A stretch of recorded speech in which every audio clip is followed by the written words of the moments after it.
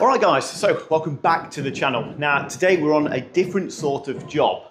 I'm currently stood in the client's living room and the goal of today's project is to knock this 4-inch wall down and install a steel. This is no normal wall, it's actually a load bearing wall. We've got a wall plate on it and we've got the weight of some of the roof on this structure. So what we're going to be doing is not only taking this wall down and installing a steel and some pad stones, but before that we need to install some acro props and some needles, only temporarily, while we get the steel in place to hold the structure above. So we're going to run through how we're going to do this today.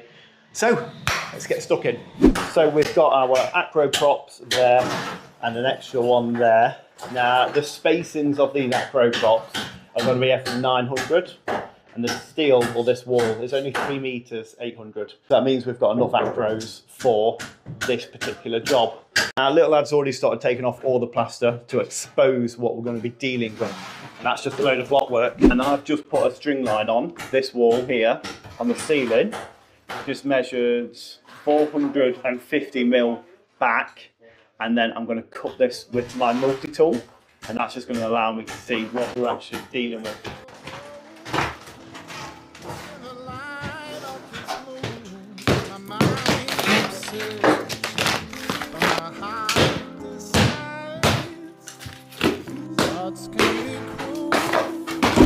So we have exposed the wall, and I have just exposed all of the timber structure above what we were talking about earlier. Now, there is a purlin here, which I don't know if I've mentioned, but this purlin has the roof structure on, so it's a real key component of the roof structure. Underneath the purlin are our ceiling joists, which are these things here, and underneath that is the wall plate. So what we need to start doing now is putting in our acros. Before we do that, we need to create the pockets for the acros which we go into and the strong boys. So we're going to do 900 spacings. We'll have one there, one there, one over there, one over there. So we're going to create these pockets to support this timber here.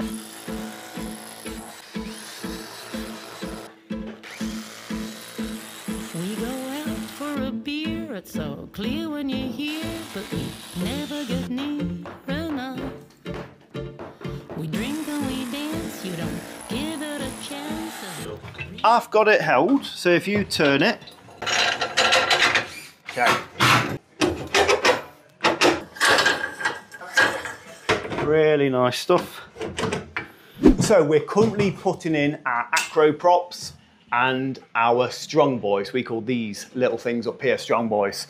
So this is pushing up quite a significant amount of weight, especially once I crank it up properly.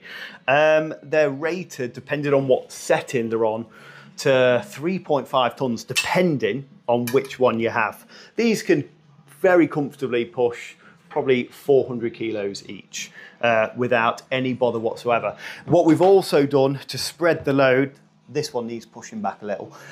To spread the load on this timber floor, we've got a board down. So we have our joists under this floor running this way. Our floorboard's running that way. And this board here, what the acros are sat on, that's just going to spread and disperse that weight a little bit, what's coming down through these into the floor. So we're going to get the last 2 acros and strong boys into the wall, which is supporting everything above us, and then we can finally start taking out this wall. So it's all in the preparation to make sure that, first of all, everything's safe for us, but mainly nothing moves above and we don't cause any damage to the existing property. You know when you say to yourself, I'm going to be done by 12, and then everything just stops you from getting done? Right. I knew you weren't going to get it done for... I could have probably got it done sooner, but everything was just a bit faffy. Because regarding bricks, there was no bricks to lay. Like it was 100 and something bricks. Yeah, but it's preparation. Yeah. And also, most of the bricks were like, I think every course there was 3 cut bricks. And you had another apprentice to look after. Yeah, exactly. So I was kind of monitoring everything yesterday.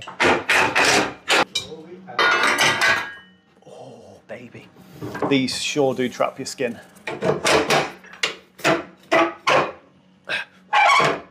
There we go. Nice. You feel how tight that is now. No, I should be okay.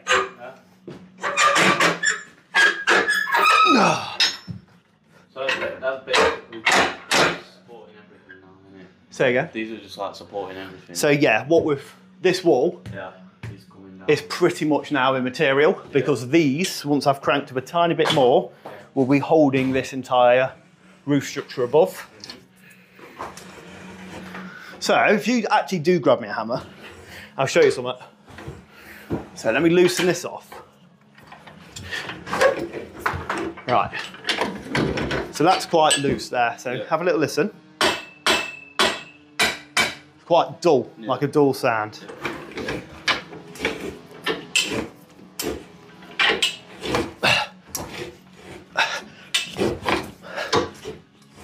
There we go. That's. You hear how it's higher pitch? Yeah. Not only do you know it's got it because you can feel it, but you can listen to it. Solid, solid, solid. Happy? Yep. Good work. So the steel has just turned up. So this is what we're going to be installing once I take that wall down. So we need to somehow get that into here. We're going to put it through on the other side, aren't we? Because the other side's bigger. So yeah, we've got the pad stone, which we've got one off there and the other one's in my van. That's going to sit in this wall here, and then the steel will sit onto that. Same goes over on that side.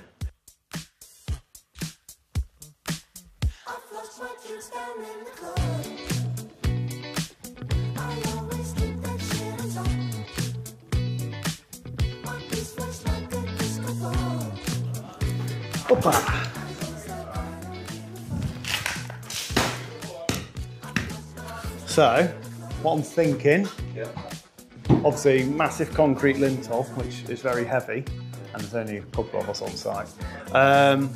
We'll tap it through onto the rubble and softness I have created below me, and then that'll just save us potentially hurting ourselves and stuff, okay?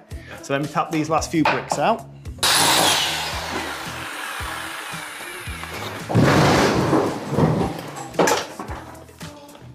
Very well done. Very nice.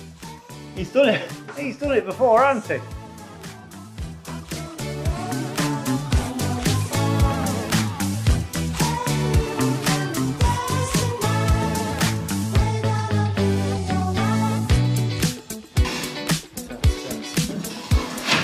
Taken down the wall and had a really good tidy up. You can see how big and open this space is going to be. Remember, these are going to be bifold doors here. We've got those doors there, so a really nice light room created. Right now, if you come in close, I'm just about to start prepping where the steel is going. So the steel is going directly above this timber we spoke about earlier. And below that steel, we're going to have our pad stone, which is represented here. It's about 440 by 215 mil. So I'm going to take this out, install that pad stone, and then we'll be able to put the steel in. I've also got to do the exact same here, but I've got a door here, and this might have a lintel coming to this point here. So when I expose this plaster, what I'm going to do is figure out where this lintel lands for this doorway here. If it's coming up to across here, we'll have the pad stone going that way, and then the steel above. So, yeah, not too bad. The pad stones, we've got one here and one over there. All they do, they're just structured and designed to take a lot of weight. So if you put a steel carrying a big load, such as this wall, or the roof structure on just a thermalite block, it could crack. These are designed not to crack, and it just helps spread the weight off the steel and anything above the steel down towards that. So that's the reason for these pad stones, quite important. Nice one. So we've chopped out for our pad stones on both sides, and I've just put them on dry to make sure that they fit quite nice. I didn't want to bed them on first. So put them on dry, know they work now. So all what's left is to actually bed the pad stones on, which is what I'm currently doing. We're using you can see how grey this mortar is. We're using a 3-to-1 mix. So 3-to-1's a lot stronger than your normal 4-to-1. So that's what we're doing. Get this one on, and then I'll just make sure that I'm giving myself probably 10 to 20 mil clearance, because the steel is 215 mil. I'll let this be a little bit lower than that. So the space I'll probably leave will be about, hopefully, 230. So, beautiful. I'll get my level, plumb that up, and fill in all these holes, and then we'll do the exact same thing over there, and then we'll get the steel in. So we've got both pad stones now bedded in. There's one there, and then I've just bedded in this one. So we are now ready to pretty much bring the steel in and then gently lift it up. Go on, let's go lift this steel in.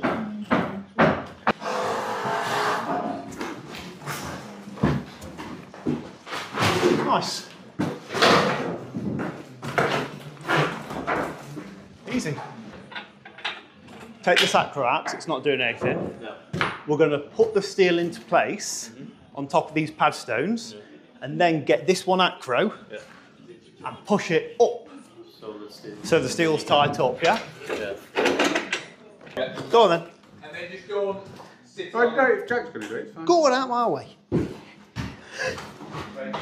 Ready? Everybody work together. Beautiful stuff. Yeah, into me. Right, into me. I can't. 2 secs.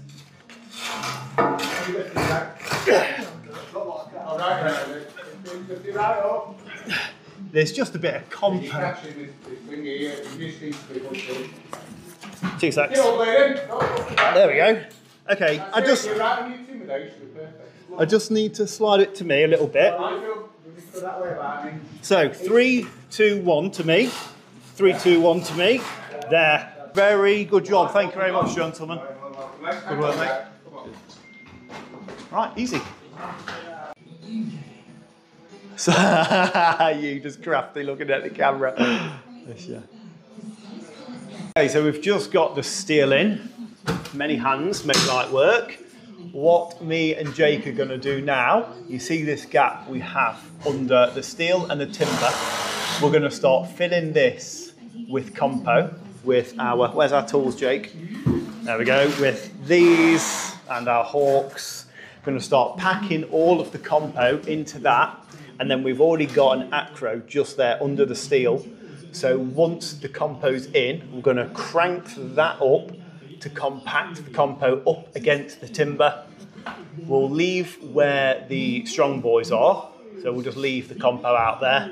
And then once that's been squished up to the timber, we'll then dry pack this with a little bit of slate, but we should only need about 10 mils worth. Or I think we've been given some steel shanks, so some steel plates to put under that. So that is perfect. So we're going to crack on doing that, and then we will probably be out of here.